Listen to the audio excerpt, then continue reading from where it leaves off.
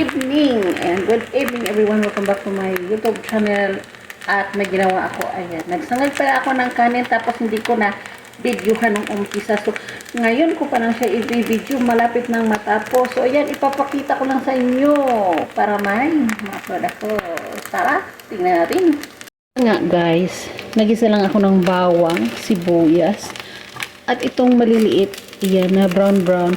Ito yung tira kaninang tanghali. Yung burger na hindi nila kinain. Burger patty. Tapos hiniwa ko lang siya ng maliliit. Nilagyan ko ng asin bitchin.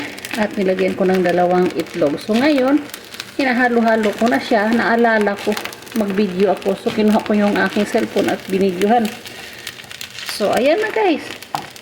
Hindi pa luto yung itlog kasi basa pa. So, kailangan ko pa siyang haluin ng mabuti. So, hindi ko siya mahalo ng mabuti kasi yung isang kamay ko ay hawak ko yung cellphone. Kaya, kailangan ko munang i-pause ang aking video at aking haluin ng mabuti.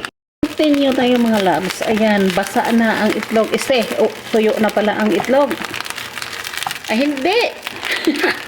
Tuyo na ang ating sinangag kasi kanina, basa pa, diba? So, ngayon makikita mong buhag-hag na. Ayan.